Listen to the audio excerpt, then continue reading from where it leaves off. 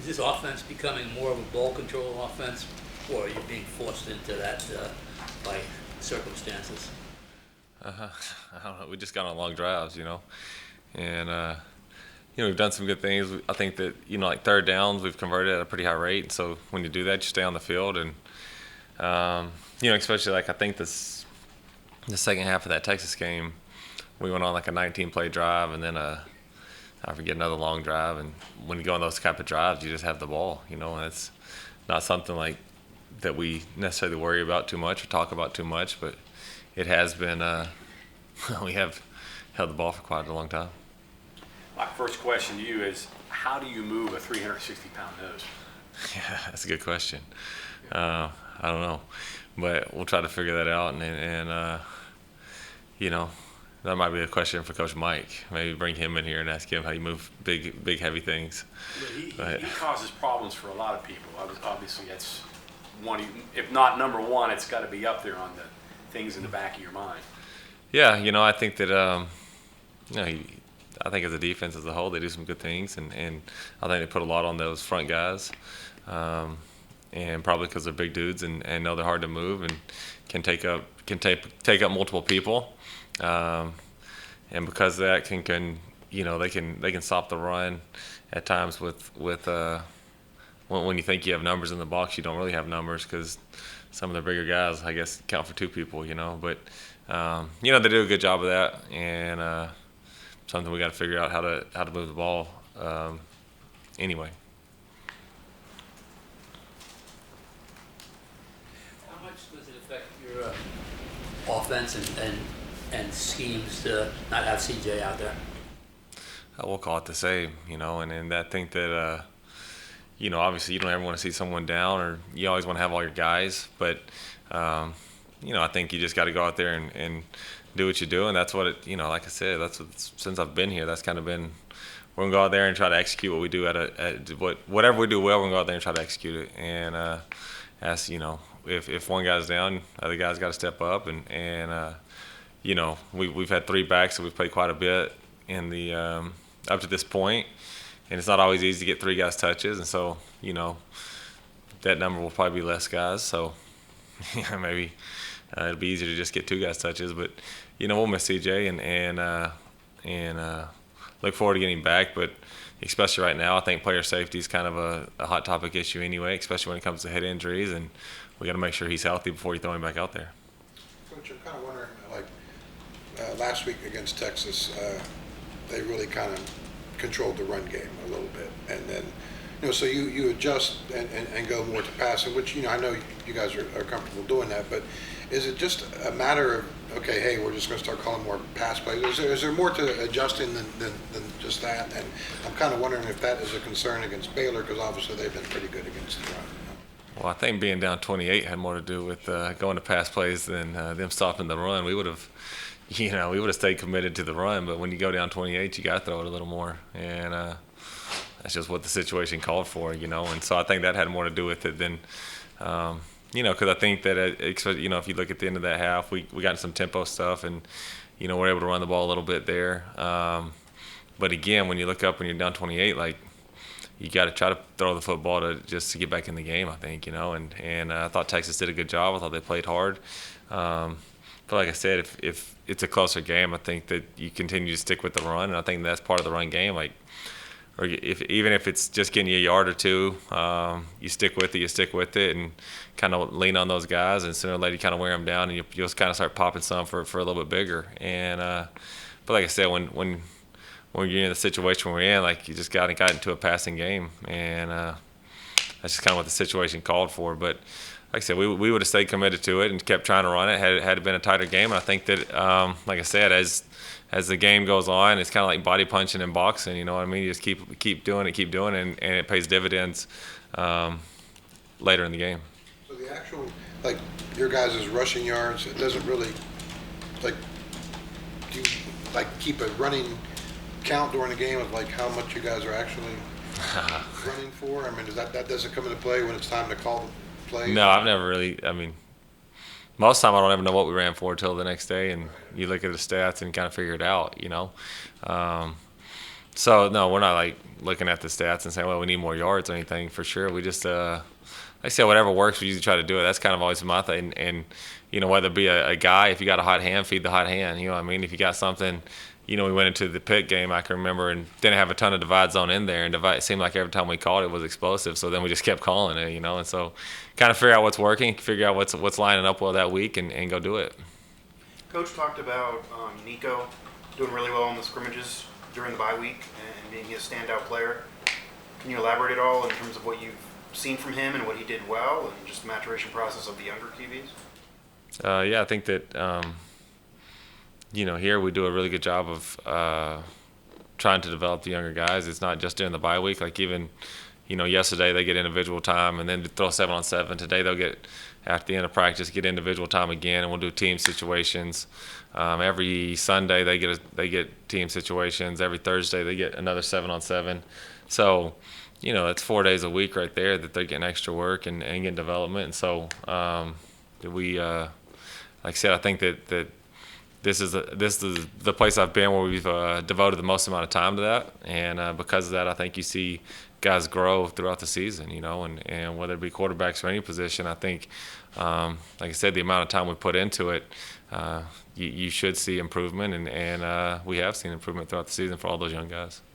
Curious, again, with Baylor's defense, they possess it, I guess, 3 minutes more than the other team.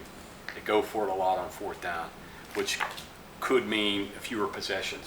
Does that impact how you think about how you plan for the game, knowing that there could be fewer possessions? Not really. I think that I try to tell our guys all the time, if we get the ball, we want to score. And I don't care if we get 8 possessions or, 18 possessions.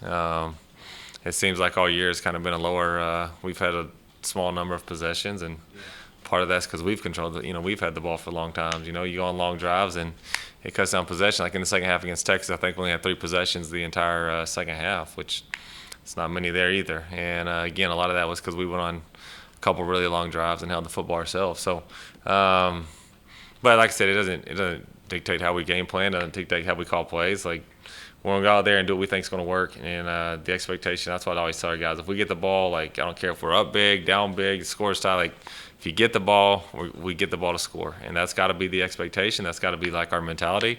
Every time we touch it, we want to get points, and that's what we try to do. And like I said, it doesn't matter. Like I feel like all year it's been less possessions than I'm used to having, and part of that, like I said, is because we've gone on long multi-play drives, and so we got to get the most out of our drives, regardless of how many drives we get.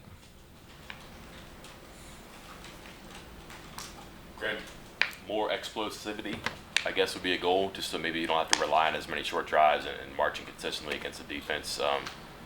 Do you feel like it's there and it just hasn't been accessed yet? Or is there a way to manufacture that and kind of create some quicker plays or quicker drives and bigger plays? Yeah. I think explosive plays are obviously very important, and those could cut down on the drives. I mean, on the length of a drive. But, some of it is we've had opportunities and haven't made them at times. And sometimes, obviously I think both sides of the ball understand you're trying to take away explosives. But that's I think that if you create more explosives, you create more drives. That's for sure, because you have shorter drives. And so that could help. I do think that Baylor does a good job. They're very conscious of not letting things behind them and trying to limit explosives, and that's probably why, when he's talking about people have less possessions, that's, I think offensively what they do plays into that, and they do a good job of, like I said, of trying to stay on top of everything and not give up explosives. So, again, I think explosive plays dictate game. I mean, if you look at stats, turnovers and explosive plays, if you win the turnover battle and the explosive play battle, you're rarely going to lose a football game. And so, explosive plays matter. We gotta find a way to create them, whether it be in the run game or the pass game. But the key is to go execute whatever we do. And like I said, if we can get some explosives in there, it really helps your cause a lot. Did you study the Baylor game last year? Obviously, you weren't here. Some of the things that they did with their simulated pressures and things that kind of got West Virginia a little bit unraveled a little bit. Did you study that, or have you just studied the games they played so far this year? More this year's games, just because they do look a lot different. They lost a lot of guys off last year's team, and I think they are playing a little different. But, I mean, there's I don't know, 10 other guys in the building that did play them last year. So we've heard, I think they have a pretty good, Coach Brown, he does a great job of always, after anything, whether it be a practice, a game, whatever, like taking detailed notes and talking about it in the staff meeting to figure out, hey, what did they do that hurt us? What did they do that we didn't expect them to do? What did they do that was different against us that we hadn't seen the previous week? And then when you come back to an opponent for a game prep, when you come back to an opponent, he obviously pulls that out, and that's something you discuss. So, you kind of get to, in situations like that, even though I wasn't here last season, if we're playing the same opponent as last year, especially if it's the same coaching staff, you do get a lot of information from those kind of, he calls them AAR sheets or whatever, but from his, his notes from the previous year. And so that's obviously something we've looked at, something we've talked about, something that, hey, this is what they did, this is what we didn't expect, this is what we did expect.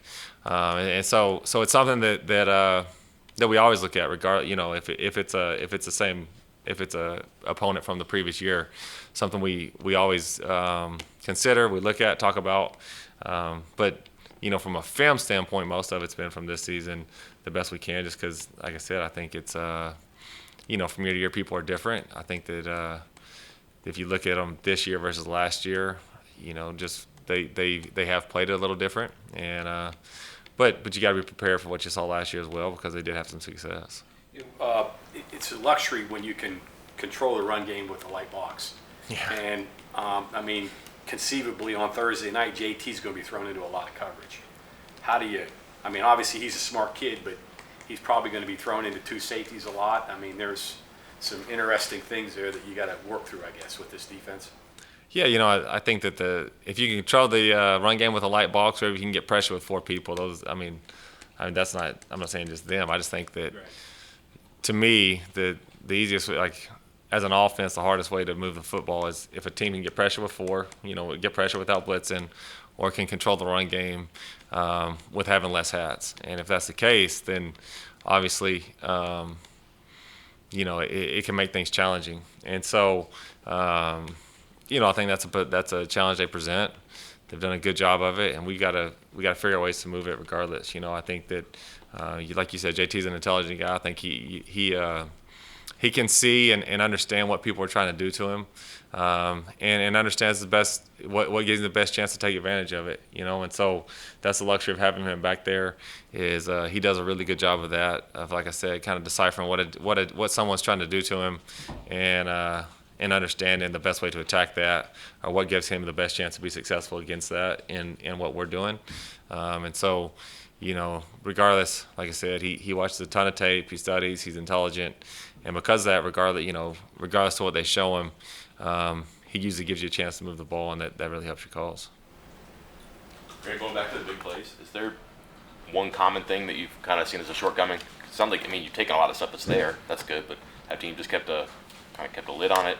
Is it breaking tackles? Oh, we just haven't hit enough deep down the field footballs, to be honest. We've pushed them down there and haven't made it, or haven't, either missed the throw or haven't made the play. That's, in the passing game, that's been the biggest, to me, the thing that happens the most. Like, when you push it down the field, you gotta either hit it or make it. Those are going to be contested catches. They're going to be low percentage balls. Just if you look at stats, the longer the football's in the air, the percentage of catching it goes way down. Down the further it goes, obviously. And so, like I said, you understand that when you do push it down the field, like I said, it's going to be a lower percentage throw, but we got to find a way to hit some, whether it be between the throw or the catch or protection or whatever the case may be, just to hit a couple. Thank you, Kevin. Yep.